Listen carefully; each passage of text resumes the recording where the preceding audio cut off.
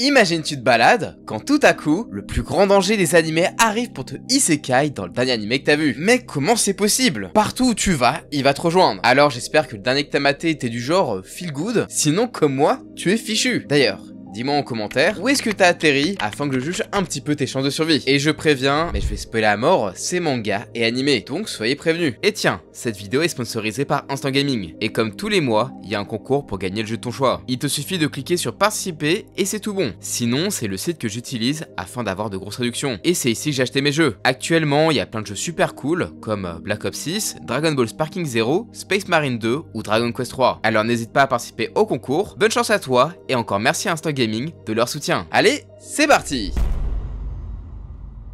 Bon, imaginons que vous êtes lancé dans la lecture de Kaiju numéro 8, tellement vous en avez marre d'attendre la saison 2. Ben là, vous êtes vraiment dans la merde. Vous voilà maintenant dans le monde de Kaiju numéro 8, qui est certes très stylé, mais horriblement violent pour ses habitants. Oui, parce que ce monde pue clairement la merde, et ce, dès le début du manga. Là où nous on est déjà en PLS avec des catastrophes naturelles, ici, tu vas devoir gérer un autre problème bien plus gros et destructeur, l'apparition de Kaiju. Et si t'as déjà vu Godzilla ou Pacific Rim, tu sais que ça n'a rien de fun pour les pauvres citoyens que nous sommes. Surtout que des Kaiju, t'en as de toutes les tailles, et ils sont tous plus dangereux les uns que les autres. T'as les géants qui peuvent bien bousiller la ville, ceux de taille moyenne qui restent quand même plus grands que toi, et pourraient te briser comme une brindille, ou le pire du pire, les Kaiju numérotés, capables de diriger les autres grâce à leurs incroyables pouvoirs. Mais même sans eux, ça peut déjà être la merde avec les capacités propres aux différentes espèces de Kaiju, comme cette espèce de champignon gigantesque qui fait naître d'autres mini-lui depuis son corps, de quoi rapidement se faire une petite armée, même après sa mort, pour libérer ses forces sur la ville. Ou encore ces ptérodactyles kamikazes qui ont attaqué des forces de défense anti-Kaiju. Et oui, parce que dans ce monde, personne n'est à l'abri, pas même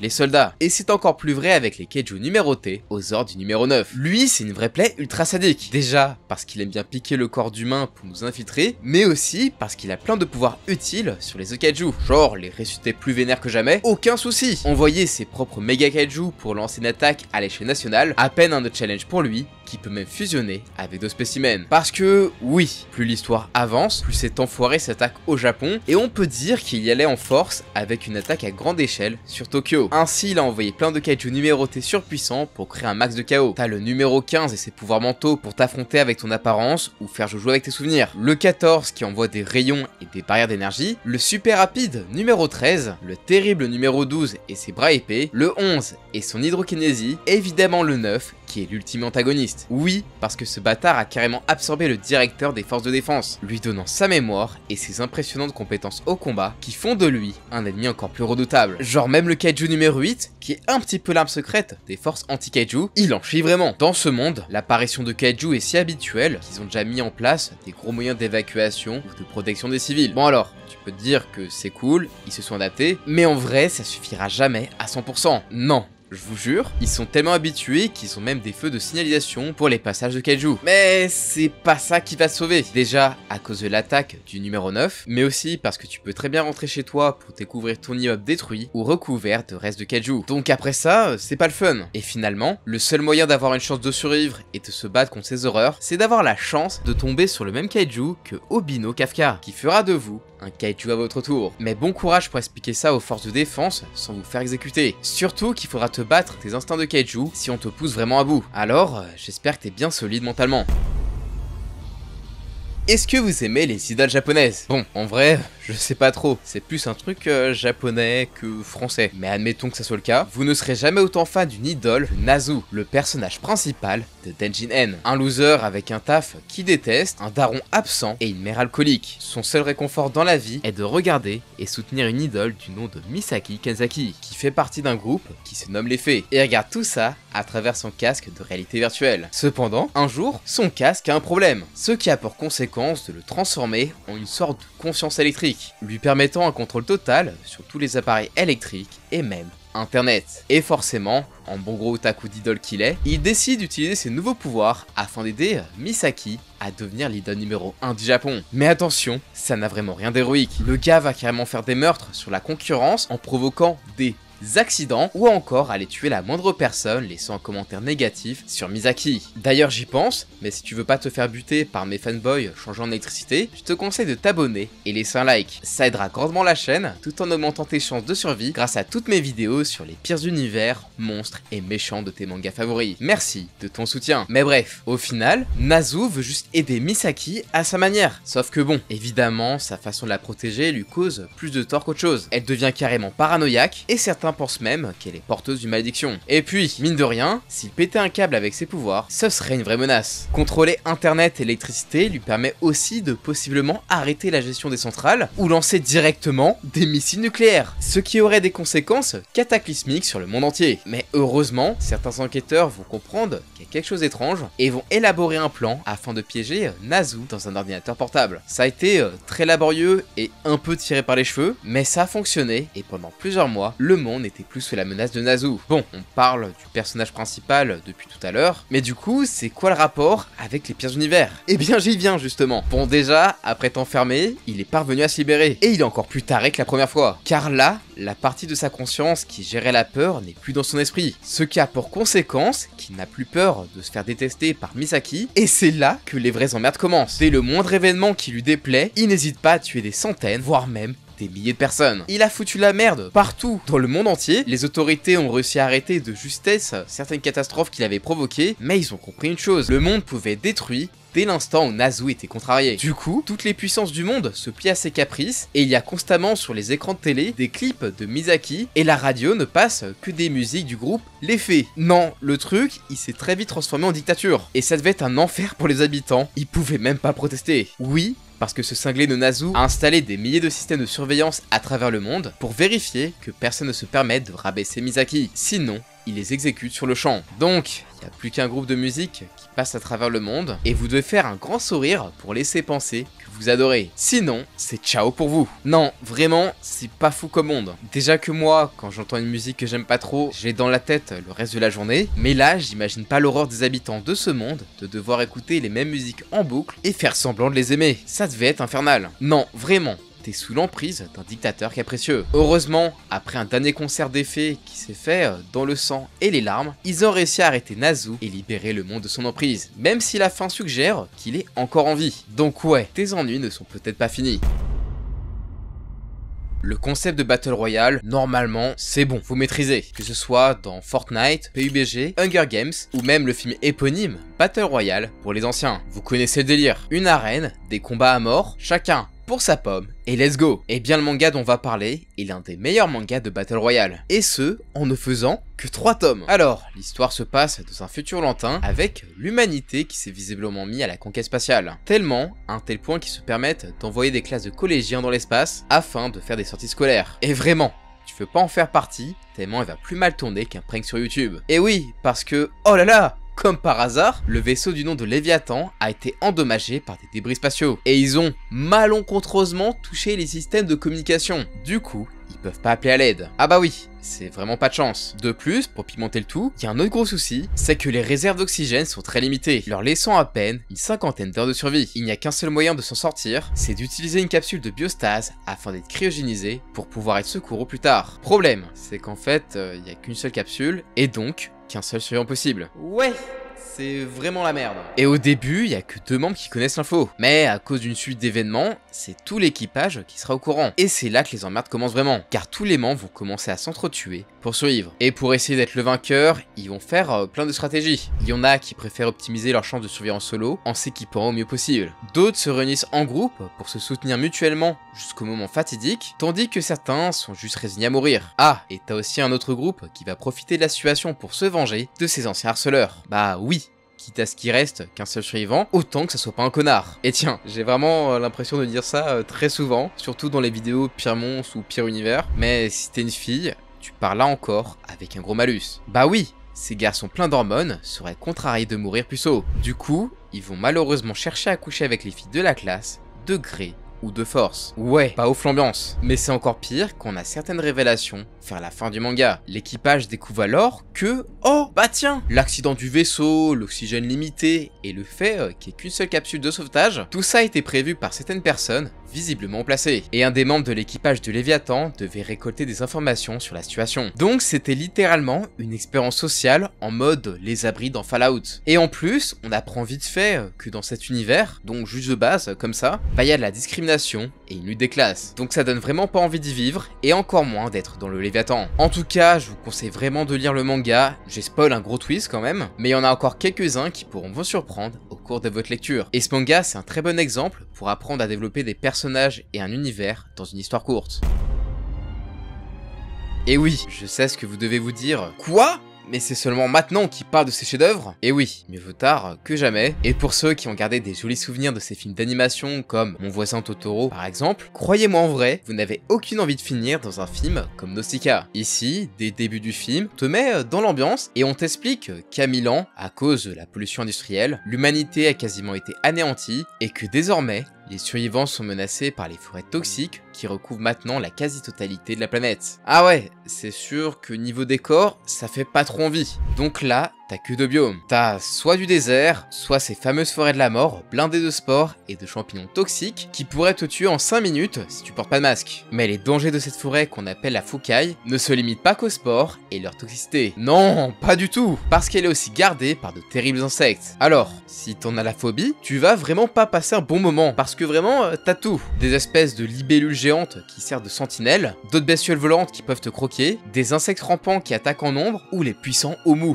les vrais protecteurs de la Fukai. Eux, ils peuvent te chasser, même en dehors de la forêt, et n'hésiteront pas à ravager une ville entière, juste parce que t'as eu l'audace de leur chercher des noises. Et face aux insectes de la Fukai, tu ne peux rien faire tant ils sont nombreux et puissants. Même avec des armes lourdes ou des tanks, t'arriveras pas à les arrêter, vu que, même un vaisseau de guerre, ils peuvent l'abattre sans trop de problème. Donc tu l'auras compris, mais vraiment, évite la forêt. Après tu dis peut-être que ça va. Si tu vis dans un endroit sain, comme la vallée du vent, t'es tranquille. Et je te comprends, il fait beau, et grâce au vent, pas de toxicité. Enfin, en apparence. Bah oui, au final, c'est la merde, puisque l'eau est toujours infectée de pollution, et tu finiras la fin de ta vie malade, comme le roi, après avoir souffert de raideurs dans les membres. En plus de ça, faut pas oublier que l'homme est un loup pour l'homme, et tu vas forcément avoir ton lot de conflits. Et ce, même dans un village aussi paisible. Ah, bah il suffit qu'un vaisseau de guerre d'un autre royaume s'y crache pour que la guerre et la mort sonnent à ta porte. À cause des insectes présents sur l'avion, tu vas avoir des spores qui vont tellement se répandre que tu vas même devoir brûler une grande partie de la forêt. Mais en plus, tu peux être pris en otage par les soldats de ce royaume. Parce que oui,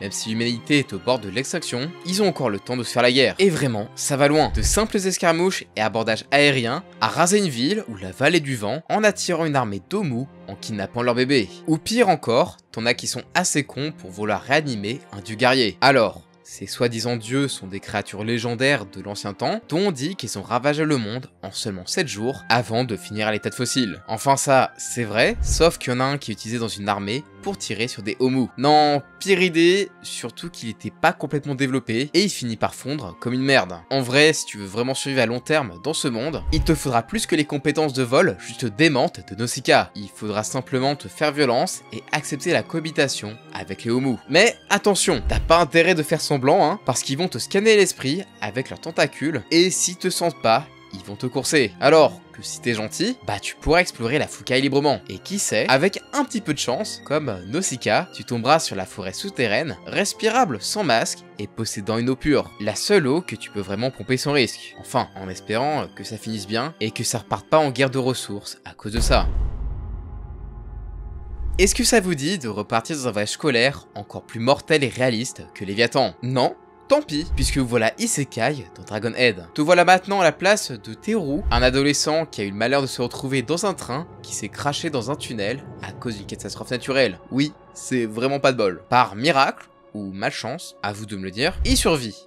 Mais comme le mec c'est un giga poissard, il se retrouve totalement coincé dans le tunnel avec les rares survivants. Les deux côtés du tunnel se retrouvant obstrués. Et comme on est courant des années 90, et donc que les téléphones portables étaient bien moins répandus et performants qu'aujourd'hui, tu peux oublier le fait d'appeler des secours ou avoir des infos à l'extérieur. Va falloir te débrouiller avec les gens coincés à tes côtés. Et vraiment c'est pas le fun. Déjà, dans ce tunnel fermé et plongé dans le noir, ta première priorité c'est d'avoir de la lumière. En plus de ça, les personnages décrivent constamment à quel point il fait chaud et la quantité d'eau potable et de nourriture se limite au wagon-restaurant. Et le souci, c'est qu'à cause de la chaleur, la nourriture, elle tourne assez vite. En plus, c'est compliqué d'évaluer le temps qui passe quand t'es enfermé dans l'obscurité constante. Tu ajoutes à ça que l'un des autres survivants, c'est Nobuo, qui n'a pas la lumière à tous les étages. Et là, t'as vraiment un avant-goût de l'enfer. Mais bon, ça va. Teru et sa camarade finissent par réussir à sortir du tunnel, mais c'est pas beaucoup mieux à l'extérieur. Il y a eu des éruptions volcaniques au mont Fuji, du coup forcément, aux alentours, c'est un véritable enfer avec des coulées de lave qui crament tout. Et en prime, tu as des cendres volcaniques dans le ciel qui couvrent le soleil, ce qui fait que les températures baissent. Mais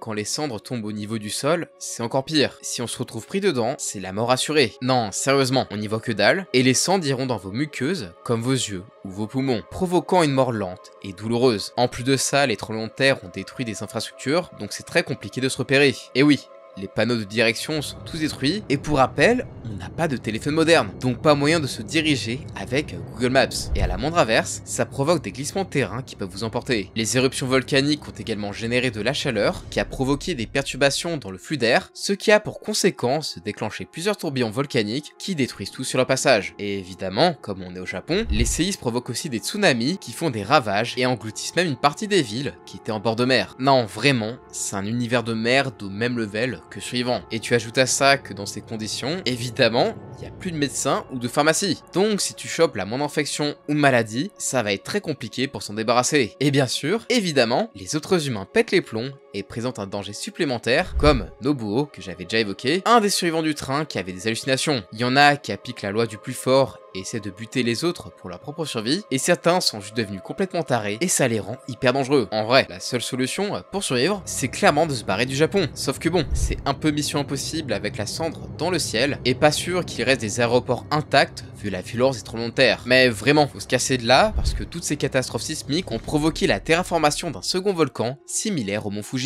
Et évidemment, il finit par entrer en éruption. Donc si t'es trop près de ce dernier au moment où il pète, c'est ciao pour toi. De tous les pires univers de manga que j'ai présentés, c'est sûrement l'un des plus réalistes. Y a pas de trucs surpuissants qui se bastonnent ou d'entités maléfiques et dégueulasses. Là, c'est juste des catastrophes naturelles qui rappellent à l'humanité qu'elle est soumise à la volonté de la planète. Et que dans une société effondrée, c'est les bas instincts les plus primaires des humains qui prendront le dessus. Et sachant que le Japon est situé à un carrefour de 3 grandes plaques tectoniques, c'est une zone du monde très vulnérable à ce genre de catastrophe. Donc, tout ce que j'ai cité, c'est possiblement l'un des trucs qui pourrait vraiment arriver. Et en tout cas, lisez Dragon Head, c'est vachement sympa.